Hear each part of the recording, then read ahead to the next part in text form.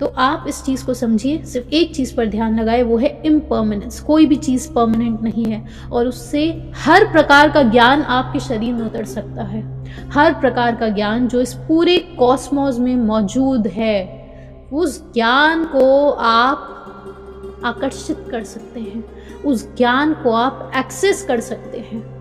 वही Akashic records है कि ये सारा ज्ञान पूरे ब्रह्मांड में मौजूद है, पूरे कॉस्मोस में बह रहा है in the form of quantum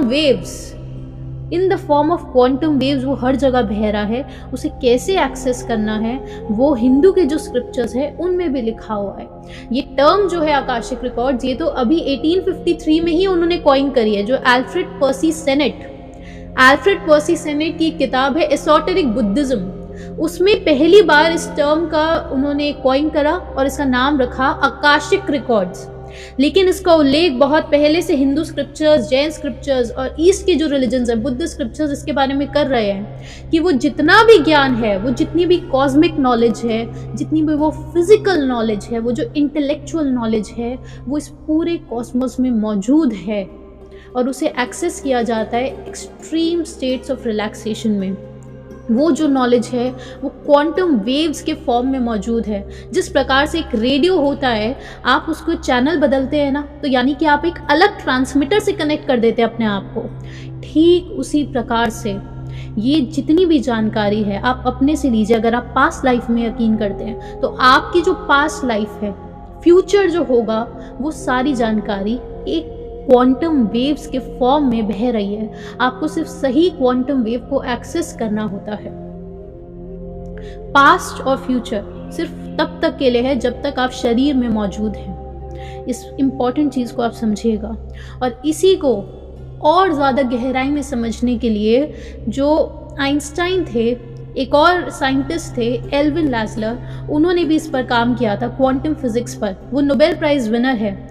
उन्होंने इस पर काम किया क्वांटम फिजिक्स के रिलेटेड और उन्होंने एक टर्म कॉइन किया था और आज सारे वैज्ञानिक उसे स्टडी कर रहे हैं, क्वांटम जीरो पॉइंट एनर्जी। वो इस आकाशिक रिकॉर्ड्स जो होते हैं, ये जो क्वांटम वेव्स हैं, वो इसकी एग्जिस्टेंस को एक्सेप्ट करते हैं। क्वांटम जीरो पॉइंट एनर्जी, इसका अर्थ ये होता है कि जितनी भी चीज़ें हैं जो अभी आपने समझा कि जितने ज़्यादा सटल लेवल पे आप उन इमोशंस को देख पाओगे, जितने ज़्यादा सटल लेवल पे आप कम्युनिकेशंस को ऑब्जर्व कर पाओगे, उसी को कहा जाता है कि आप क्वांटम लेवल पे आप चीज़ों को, कम्युनिकेशंस को देख पा रहे हो, उसे समझ पा रहे हो, महसूस कर पा रहे हो। तो वो जो क्वांटम कम्युनिकेशंस है, वो क्वांटम ऑब्जेक्ट्स के लिए यूज़ किया जाता है term quantum zero point energy. कि जब आप क्वांटम ऑब्जेक्ट्स को देखते हैं, क्वांटम मैकेनिकल ऑब्जेक्ट्स, चाहे उन पर कोई बाहर की एनर्जी नहीं है, लेकिन फिर भी हर समय वो वाइब्रेट कर रही है, यानी कि एट एब्सोल्यूट जीरो भी एक वाइब्रेशन की स्टेट पर है, वो उसे कहा जाता है क्वांटम जीरो पॉइंट एनर्जी। और इसको आप और डेप्थ में समझोगे तो आपको समझ में आएगा कि पूरे यूनिवर्स में इसी प्रकार की क्वांटम जीरो पॉइंट एनर्जी है। जो ये वेव्स है जो फ्लो कर रही है, वो क्वांटम जीरो पॉइंट एनर्जी पर फ्लो कर रही है और इसी को कहा जाता है आकाशिक रिकॉर्ड्स। और उसके बाद रिचर्ड फेनमैन जो है, ये एक बहुत ही इन्होंने ब्यूटीफुल बुक लिखी है। उस किताब का नाम है mystery of light and matter, कुछ इस प्रकार से नाम है, रिचर्ड फेनमैन की किताब है। उसमें आप जब इसे स्टडी करेंगे तो वो बताते हैं एग्जैक्टली जो अभी आपने समझा। रिचर्ड फेनमैन बताते हैं कि आपका जो ब्रेन है, ये सब आप जानते ही हैं कि कम्युनिकेशंस जो होती हैं आपके ब्रेन में, आपके न्यूरॉन्स होते हैं, उन न्यूरॉन्स में जब वो एक दूसरे से कनेक्ट होते हैं, साइनैप्स होता है और उन न्यूरॉन्स में बेसिकली इलेक्ट्रॉन्स के जैसे कम्युनिकेशन, इलेक्ट्रॉन्स फ्लो करते हैं और फिर कम्युनिकेट कर पाते हैं हम इंसान के ह्यूमन ब्रेन में। इस प्रकार से कम्युनिकेशंस होती है। आप सिंपल से समझिए, जैसे आपके घर में बिजली है, बिजली कैसे बह रही है, अलग अलग तारे हैं जिन्हें कनेक्ट किया गया है, पूरे घर में तारे ऑलरेडी बिछा रखी हैं, उन तारों के कनेक्शंस होते हैं, उसके बाद बिजली बहती है और आपका लाइट बल्ब जलता है। बिल्कुल उसी प्रकार से ब्रेन में भी कम्युनिकेशंस होते हैं। उन बिजली की तारों की जगह आप न्यूरॉन्स को इमेजिन कीजिए, वो न्यूरॉन्स हैं, उनमें भी इलेक्ट्रॉन्स बह रहे हैं और इलेक्ट्रिसिटी प्रोड्यूस हो रही है और एज अ रिजल्ट आप कम्युनिकेशन, आपने सोचा हाथ ऊपर करना है राइट हैंड, तो राइट हैंड ऊपर हो जाता है। बिल्कुल उसी प्रकार से कम्युनिकेशंस पॉसिबल होते हैं ह्यूमन ब्रेन में भी। और रिचर्ड फेनमैन अपनी किताब में लिखते हैं कि ये जो कम्युनिकेशंस है, ये ब्रेन में जो इलेक्ट्रॉन्स बह रहे हैं, इनको एक्टिवेट किया जा सकता है और इनको इन्फ्लुएंस किया जा सकता है क्वांटम वेव्स की मदद से। यानी कि ये जो पूरा कॉस्मोस है, इसमें जो क्वांटम वेव्स हैं, ये जो अलग अलग क्वांटम वेव्स में क्या है, जानकारियां हैं, अलग अलग आइडियाज़ हैं, अलग अलग इंस्पिरेशंस हैं। वो जो इंस्पिरेशंस, वो जो आइडियाज़, वो जो वेव्स हैं, वो आपके ब्रेन में जो इलेक्ट्रॉन्स बह रहे हैं उनको इन्फ्लुएंस कर सकती है। यानी कि अचानक से आपको कोई आइडिया आया, आपको बहुत बार ऐसा महसूस होता होगा कि आइडिया कहीं और से आया है, ऐसा लग रहा है हमने सोचा ही नहीं है, क्योंकि आइडिया तो कहीं और से आया। आपको कभी कभी ऐसा महसूस हो रहा है कि वो क्वांटम वेव ने आपके ब्रेन के इलेक्ट्रॉन्स को इन्फ्लुएंस किया और फिर आपने उसे रीड कर लिया और फिर आपने उस पर क्रिएशन शुरू कर दी। ये तो वो क्रिएशंस है, लेकिन असलियत में जो ह्यूमन है, जो भी इंसान मेडिटेट नहीं कर रहा है, वो सिर्फ और सिर्फ रिएक्शंस है। उसे ह्यूमन बीइंग है, उसे रिएक्शंस बोलना चाहिए।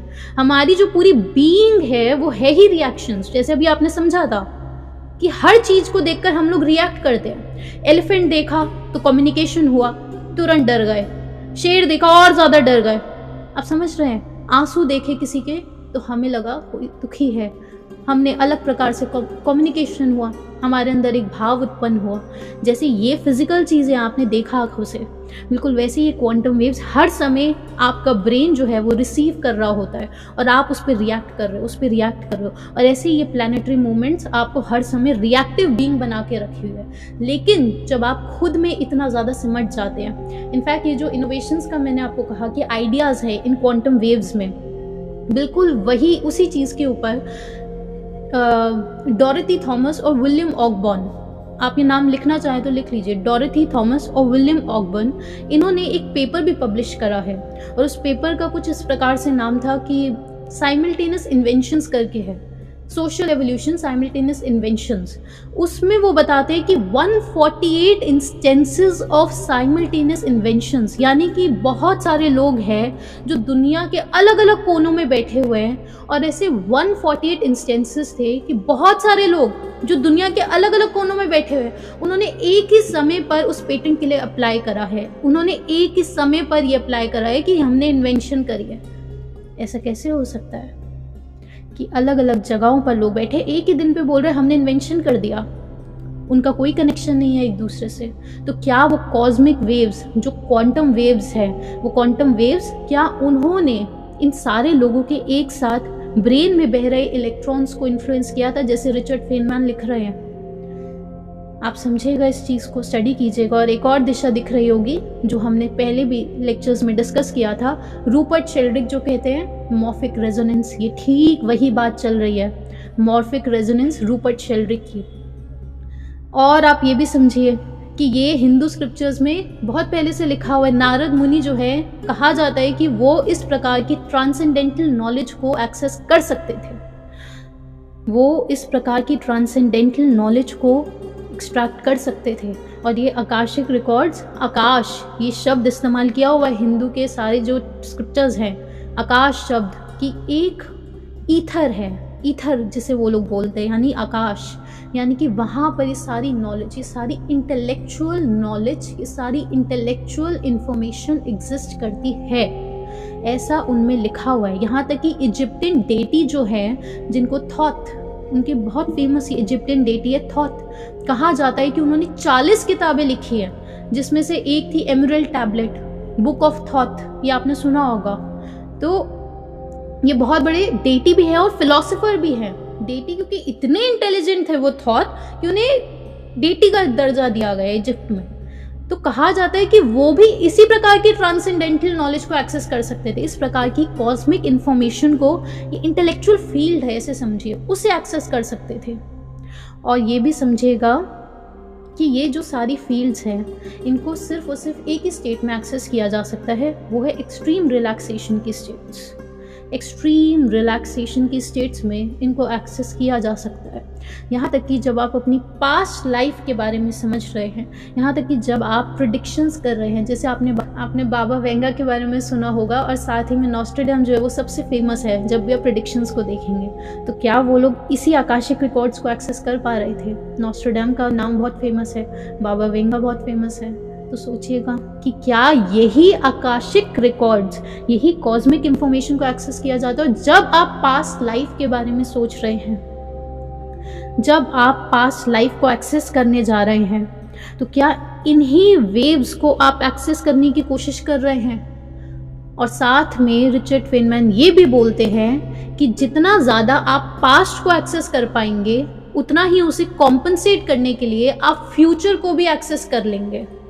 जितना पास्ट को एक्सेस करेंगे उतना ही फ्यूचर को भी एक्सेस कर लेंगे। और ठीक ऐसा जाति स्मरण ज्ञान जब आप जैन का पढ़ेंगे तो वहाँ पर भी एग्जैक्टली यही चीज़ मेंशन्ड है, एग्जैक्टली यही लिखा हुआ है कि जितना पास्ट आपको दिख जाएगा उतना आपको फ्यूचर भी दिखने लग जाता है। और इससे भी ज़्यादा आप समझिए, सारी टेक्स्ट में सब कुछ मौजूद है, पहले से मौजूद। इनफैक्ट ये जो बात मैंने कही है कि आपको कहीं से आइडिया आता है, कहीं से सेंस ऑफ रियलाइजेशन होती है, उसको कबाला टीचिंग्स में कहा जाता है कोखमा, कि एक सडन रियलाइजेशन हुआ, जैसे ब्रेन एक स्पार्क्स आया। उस कोखमा के बारे में बहुत सारी चीज़ें कबाला टीचिंग्स बताती है। और अगर आप जैन स्क्रिप्चर्स को बहुत डेप्थ में स्टडी करेंगे तब आपको एक बहुत इंटरेस्टिंग बात वहाँ पे मिलेगी। वो कहते हैं कि जितने भी चक्रवर्ती हुए हैं, जितने भी वासुदेव हुए हैं, जैसे श्री कृष्ण, तो वो लिखते हैं जितने भी अवतार हुए हैं, वो कहते हैं कि अब उनमें ये मोटिवेशन कहाँ से आ रहा है। राजा जनक का प्रश्न पूछते हैं, उनमें वो मोटिवेशन कहाँ से आ रहा है कि अभी भी मुझे राज्य को संभालना है, क्योंकि वो तो अब उन्हें तो दीक्षा लेनी चाहिए थी, उन्हें तो सब कुछ सारा ज्ञान था, तो उन्होंने दीक्षा क्यों नहीं ली।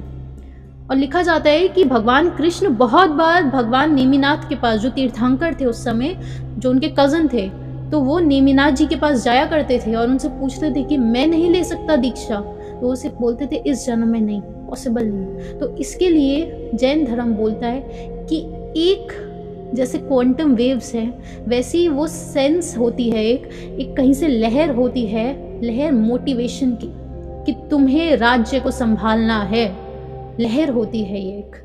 वो क्वांटम वेव्स के थ्रू वो मोटिवेशन भेजी जाती है, वो क्वांटम वेव्स के थ्रू वो सारी एनकरेजमेंट भेजी जाती है। अब यहाँ पर तो आप सोच रहे होंगे यानी कि हम रिसीवर हैं, तो चलो अच्छी चीज़ें रिसीव करने के लिए रेडी हो जाते हैं। कभी आपको दुख हुआ, अब आपको लगेगा अरे क्वांटम वेव्स भेजी है हम पर सैडनेस की।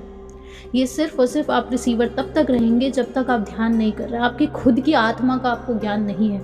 आत्मा रिसीव नहीं कर रही है, आत्मा रिसीव नहीं कर रही है। आप जितना ज़्यादा ध्यान करते जाएंगे, जितना ज़्यादा आपका फोकस, आपका कॉन्फिडेंस बिल्ड होता जाएगा, जितना ज़्यादा कंसोलिडेट हो जाएगी चीज़ें आपके लिए, आप समझिए उस समय पर आप एक ट्रांसमीटर बन जाते हैं।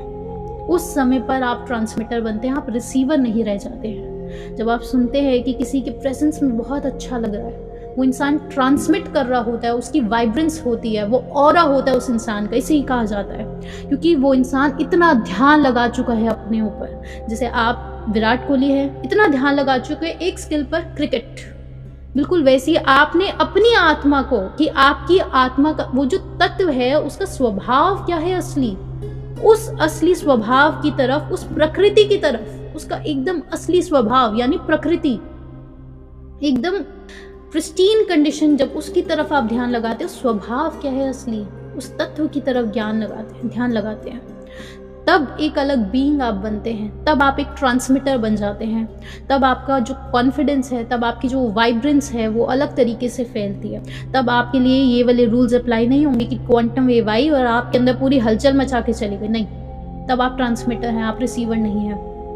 और तब आपका ध्यान जाता है एक तरफ कि कैसे इन क्वांटम वेव्स को अब मैं एक्सेस कर सकता हूँ। अगर मुझे पास्ट लाइफ सोचनी है तो कैसे उसे मैं एक्सेस कर सकता हूँ, अगर मुझे प्रेडिक्शंस फ्यूचर पर ध्यान लगाना है, कैसे मैं उस सही क्वांटम वेव को आपको एक्सेस करना है, वो कैसे एक्सेस कर सकते हैं। और ऐसे समझिए ये सारी क्वांटम वेव्स एग्जिस्ट करती है, वो बस आपका ध्यान मांग रही है, आपका अटेंशन मांग रही है।